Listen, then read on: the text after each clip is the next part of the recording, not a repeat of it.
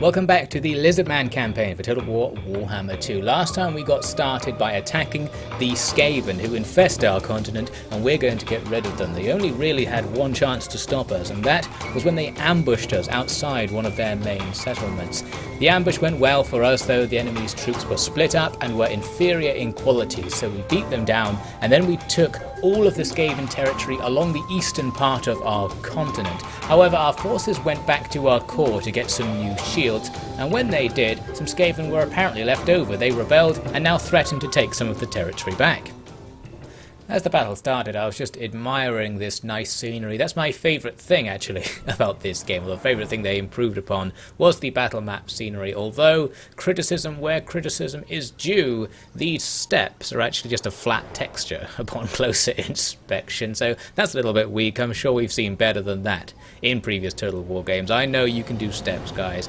Anyway, on to the battle. The plan is to ambush the enemy somewhat. We've got our skinks in hidden positions, and our saurus are just standing out in the open to draw the Skaven into a fight, and they're coming at us in this weird column formation, which makes it perfect for being ambushed. Actually, not that it matters in this game.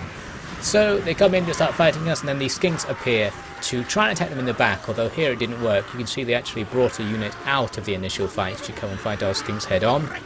Not the best, because the skinks are the Lizardmen's trash units. At least we're fighting the Skaven trash units at the same time, so they're not especially good. I think they're probably still a little bit better than the low-level rat units, so that's something. So we get our rear attacks in where we can, and really that's the end of the gameplay to the battle, because this has to work. There's nothing else we can do. We could try cycle charging, but these units have no charge bonus effectively, so there's no point. I just want to keep the morale debuff building by attacking them from behind and doing damage. Eventually it works on one of the flanks.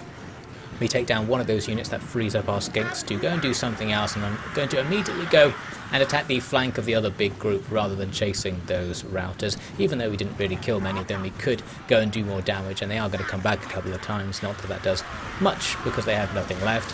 And there we go, make a flank attack on the main group. This didn't do anything, unfortunately, but eventually it will. Once you've killed enough of them and you're attacking their flank, they'll get annoyed. I was pretty happy to see that the enemy lord was doing really badly. I left him fighting with some of my Saurus spears. I presumed I would lose. Apparently not. So those lords can't tank enemy units like lords of other factions can, apparently. And eventually we do get the result we wanted in the centre. The Skaven start to rout all over the place. We took a lot of losses ourselves, of course, but it's not going to matter. This is all garrison units, so we'll get them back for free eventually. This last unit on the left flank fighting on, that had the easiest time because it was fighting our guys from the front. But now all of our units are going to get freed up, and we just push them off the field. So that's going to bring an end to the battle. A close victory, losses taken, although not so important because ours were in a garrison, as I said, and the enemy army weakened, although it wasn't that much weakened. Similar to something we saw in the previous part, because I wasn't really chasing them down after the fight, a lot of them are still alive, so that's going to give them capacity to come back and fight us again. That's why I took the casualty replenishment option after the fight, just to make it a bit easier. If they do come back, I think they actually did, but I didn't put it in this footage because it was so uninteresting. Here's one of those events that I mentioned last time as well. You get these all the time, and there are lots during this phase of the campaign for some reason. I skipped over most of them, but this was one where I thought it might actually be worth taking it. I didn't, because I'm paranoid, but you could exchange corruption for speed, possibly a good offer. There's a Skaven screaming about croissants. Not sure what that was about, but I enjoyed it all the same. So what's our strategy? The main force is going to come back down to the south and just continue doing what we were doing before, going around the edge of the continent and just taking out all of the Skaven settlements. There's still a few more for us to get. They're on the other side of the elves from us right now, so we're kind of safe. The rebels come in to attack us again. This is the third time they attacked us, actually, but this time our main force was in range, so they were just making a suicide attack. So we got rid of the rebels after those fights, and now we could continue on. The one interesting thing that happened while I was marching out, though, was that the undead have taken the Golden Tower. I'm supposed to be taking the Golden Tower because it's actually one of my missions, and it has a resource point for the secondary currency, the ancient plaques, for the ritual. So I do need it if I'm going to go for the ritual victory, or at least it'd be nice to have it. It'd make it easier. But it's been taken over by the undead. Those undead, I think, represent the Tomb Kings until they're actually put into the game. For now, it's just the same undead as from the old world as a placeholder. So This next bit of the campaign, there wasn't really anything to it, so I'm going to skip over most of it. We just went around finding all the Skaven settlements. Most of them had virtually nothing in them, so we could just auto-resolve them. They had a few armies. There's a little army there that's going to come in for a suicide attack, trying to take back the settlement we just took from them. Don't think they really thought that one through. They get killed. We're going to finish them off and we continue on up the coast. Some more Skaven were found, different colour flag, but the same trash.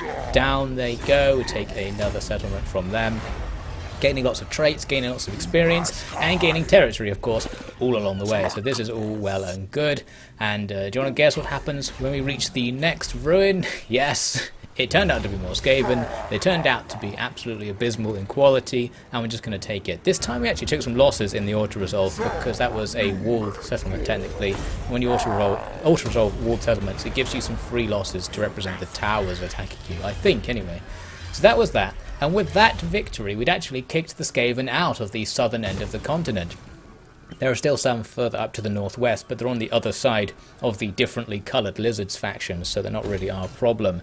So right now, we just need to spend all the money we're making upgrading all these places we've taken to get our empire nice and secure.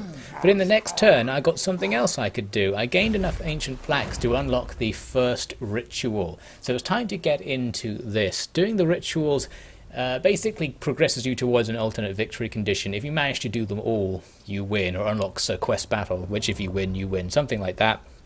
And while you're doing the ritual, you get some passive buffs to incentivize you to do it. The catch is that it picks 3 settlements for you to be conducting the ritual in effectively, and you have to defend these settlements during this time. Now, at first I thought, well, that's not going to be a problem because we're not at war with anyone, so I'm not going to lose these settlements in the next 10 turns unless something goes really wrong. Perhaps the vampires will attack me, and I thought maybe I should wait and build up defences first or get my army back first, especially because I was a bit paranoid that it was going to pull a Call of Warhammer on me, and I was right to be paranoid because it did. And what I mean by that, of course, is that it just spawns some free enemy armies to attack you once you've made a certain amount of progress. And that's exactly what happens here. So I did start the ritual, as you can see, and it makes some orange laser lines shoot across the world towards the vortex at the centre, pretty far away from us, so they're going a very long way. But more importantly, it spawned some chaos. I can't see them anymore, but they were out in this desert somewhere. So those chaos stacks will now come and try to take the ritual points.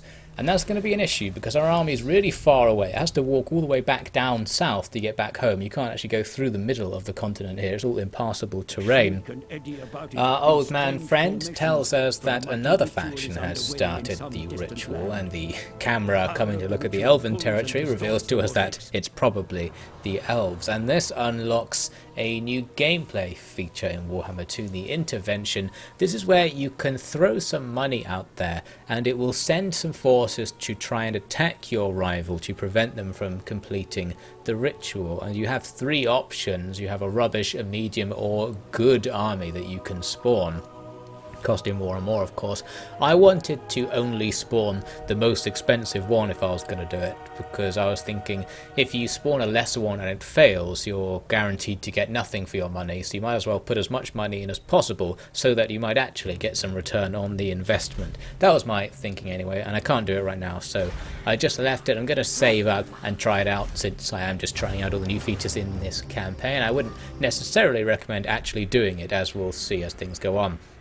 Now what happened there was, I presume the Skaven, or a Skaven faction, used that intervention thing on me, because some Skaven forces suddenly appear and attack me. I was triggered and having more flashbacks to Call of Warhammer, but I think it is actually legitimate, so hopefully another faction lost some money to spawn those troops rather than them just being free. So they're besieging Temple of Skulls, and they've got some actual units this time. This isn't Skaven trash anymore. They've spawned with some of the regular Skaven stuff, so now we're in trouble. Our forces aren't close enough to stop them. They're going to have lots of turns to siege it down if they want, and the garrison inside is just a few units, so nothing we can do there. We'll just keep rushing back with our main force. We can at least arrive back home before chaos arrives, so we can stop the initial spawning. It's just unfortunate that we got this intervention happening against us. In the end turn sequence, the Skaven intervention does attack Temple of Skulls, so we're in big trouble here. Although I was happy to see that you can get hero units as part of your garrison. This is pretty nice, because in the previous Warhammer you'd often have problems where your garrison didn't have a Lord tier unit in it, and the attacking army always would, and that meant you had a big disadvantage because you couldn't counter their Lord, didn't have anything to bring them down other than sacrificing a ton of your own men. So that's nice, we've got something to counter their single very powerful guy with. But the rest of the army is going to be pretty good. They've got storm vermin instead of clan rats, so the equivalent of us bringing Soros instead of skinks, basically the superior type of infantry. They've got lots of specialist infantry too. They've got the rat ogres and the hell pit abomination, which are like their large units equivalent to our Kroq-Gars and our stegodon at the moment. So I decided that we weren't going to win that fight. Auto resolved it, and they razed the settlement. This brought about a surprise though, because I assumed that would mean we failed the ritual. Apparently not, you just have to get the place back before the ritual ends. So it seems it doesn't take into account the fact that many of the people doing the ritual are dead, and the ritual site doesn't exist anymore. So very, very forgiving, too forgiving I'd say. I would have been quite happy with it saying you have failed the ritual, because part of the ritual was completely wiped out and destroyed, so you can't continue it. We're still shooting that laser out somehow, and the Skaven probably feeling a bit short-changed right now. So what I'm going to do is use the money I've saved up to do an intervention of my own, just to see how this goes. I was confused at who I was declaring war on here. Of course, it's the elves that I'm intervening against. I should have known. However, in retrospect, it actually doesn't necessarily make sense that you have to declare war against people you're intervening with, because it's not actually you doing the intervention. What this does is create a new faction that will then be at a war with the elves, and that faction just spawns with an army in their territory. So that's what the Skaven did to me just then. I'm doing it to the elves, and this reveals some of the map. We can see what's going on over here. Looks like Chaos are getting involved near the vortex as well. There's our army that we've spawned. It's got tons of artillery, dinosaur-based artillery. I like the look of these units here, giving me a little peek about things I can probably get later in the game. We'll have to work on getting some of this stuff for ourselves. Right now, we just have to hope that they manage to stop the ritual, basically. Looks like the elves doing agent actions against them, but they do move on to besiege one of the ritual sites. So that's a good start. Hopefully they can take it down. Now, Chaos are just about here. They've got two armies at the Golden Tower ready to come down to attack one of our ritual sites, and we can check out their army. It's pretty standard stuff, just the Chaos things we saw from the old game, Chaos Warriors and Chaos Marauders being the base, with some annoying skirmish cav and a couple of special units like Chaos Spawn and Hell Cannons. With them on the way, we can't go and fight the Skaven right now, then we'll have to sit in the Serpent Coast and try and defend against this attack first. Hopefully we'll still have enough time to go on, take down the Skaven and rebuild the Temple of Skulls before the ritual decides that it's finished. So this fight gets started. They come in for an attack, and according to the balance bar, we've got this. I wasn't so sure because we don't really have much cavalry, much maneuverability, and we don't have any answer to armoured units, and Chaos have quite a lot of those. We don't really have a standard infantry unit we can use against them. It was just a case of hoping that our Soros would do okay against their Chaos Warriors. Expecting a little bit of trouble, I've deployed with a nice deep formation. We've got about 3 lines of infantry to receive the enemy. That means if things start going wrong at the front, we can adapt and try to do something about it. What we can't do anything about is the enemy's artillery as the battle starts. We're just going to take that hell cannon fire. But the enemy, conversely, can't do anything about our skirmish line. Chaos doesn't really have ranged units, so we are safe to begin the battle by hitting all of their stuff with javelins and blowpipes in some cases, and some of that's going to do okay against the enemy's armour. Now, what I wanted to get going in this fight was getting all my spears to go in against their Chaos Spawn and my regular infantry against their regular infantry. It didn't work whatsoever because initially all of their spawn were on their left, so I put all my spears on my right, but the spawn kind of moved zigzaggy across the map and ended up hitting the centre in the end. So it didn't work out. We'll just have to try and take them down with regular infantry. It's not going to be too bad because they don't have armour like our Kroq-Gars do, so they do take damage to just about everything, and you can kill them eventually, although they are unroutable, so it takes a while. Meanwhile, our Kroq-Gars getting to work on the enemy's commander there, also having to fight halberds, which is the worst thing they can fight in the enemy's army. But we're doing it anyway, we're confident. I just really wanted to put something powerful against their leader. Tried to take out their hell cannon with the flying unit we got from the garrison. Didn't work because the enemy's second army came in to scatter us away, and that flying unit wasn't very powerful. We do though also have from the garrison these Cold One cavalry. These are pretty decent. They're powerful enough in melee, and they're fast enough to catch up here with some of the enemy's marauder horsemen, so their skirmishing antics will come to an end and will probably win the melee, which is great.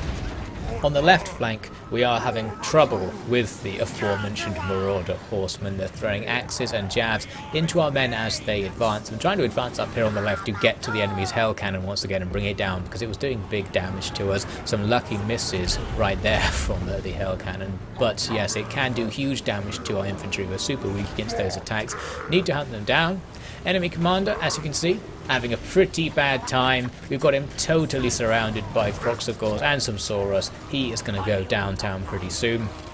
The main fight in the centre isn't going particularly well. This was the problematic area I thought we might encounter, where our infantry isn't really matched well with their infantry. But since we have numerical advantage locally and we had good old Kroq-Gar fighting away on the front line, things ended up going okay. Our attack around the left was pretty successful in the end. We caught lots of marauders into melee and got their hell cannon into melee. Their second hell cannon, coming in with the reinforcements, was caught by our flying unit on the edge of the map, and they're very slowly damaging it. They are a very weak unit. Meanwhile, our Cold Ones are just chasing around other marauders, tanking their fire and trying to get them into melee. It doesn't matter if that unit dies because it's in the garrison, so very happy to have them just chase things off the map. And we started to see a chain rout going on amongst the enemy's infantry. This is just what we needed. They were giving up on this fight. We were surrounding them. The balance bar is totally in our favour. Timmy there still getting confused and hitting our own men, but he gets the idea eventually, charging into the enemy. Very good stuff. All of a sudden we just seemed to be winning. That's essentially how this battle turned. The enemy gave up en masse, we started slaughtering them, we had them surrounded, which makes it hard for them to rout, and we'll just keep hacking through them. Everything shatters, the hell cannons don't shatter, which means the fight continues on. Kroq-Gar there, very confused about what to do in this rout phase. He can't work out how to attack enemies. And the fight came down to trying to take out that final hell cannon. They are unroutable, and because it was kind of glitchily stuck in a tree, our units had a really difficult time taking out the little chaos dwarves you have to kill to get rid of the hell cannon. While they struggle on, I will say that this battle really made me feel the classic problem with Total War arising here, the recent Total Wars I should say, and that being the battle length being very short. It's a problem that's kind of existed since Rome 2, I felt, and even in Shogun 2, and in particular in Warhammer 1 and 2 both have very short battles. Like this battle, I've barely cut anything out of it. It was only a couple of minutes long and it was such a decisive engagement. You just would have expected it to be more climactic and to be more of the game. As far as I understand it, CA does consider battle length to be a problem, but it's this engine, the Total War 3 engine, has such a complicated mechanical system for deciding what happens in fights that it's just not possible to make them slower in a balanced way. Hopefully some mods will appear to make it slower in an unbalanced way, because I think it is going to be necessary to make the game more enjoyable. That was certainly my thought with Warhammer 1, and I was a little bit annoyed at this fight.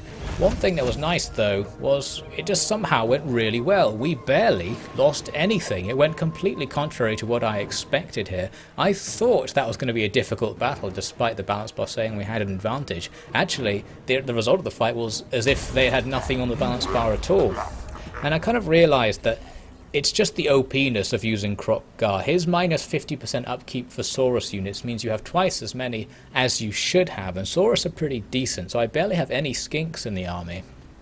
And he also has various abilities that I've spec'd into in his skill tree that buff Saurus even more, giving them armor and attack bonuses. And that just makes them super powerful as well. Plus they're all veteran now, which gives them a few more stat points, and all that together just makes this stack really OP. I think that is the answer to why things are going so well and why we could just auto-resolve the entire continent to conquer it. And indeed, auto-resolve the rest of those chaos away without any problem. So we're at full strength after that chaos invasion basically, which is great. I didn't expect to just have everything left, so we don't have to delay to get anything back. We can go right after the Skaven, which will give us plenty of time, if we can defeat them right away, to go and build up Temple of Skulls. So now things are going to depend on this fight. They actually came over to attack us. It's a roughly balanced engagement. It's time to test out how OP our Saurus really are against some decent units from our rat foe. I'll get into the commentary of this battle next time and everything that comes after it, so I hope you will join me for the next part.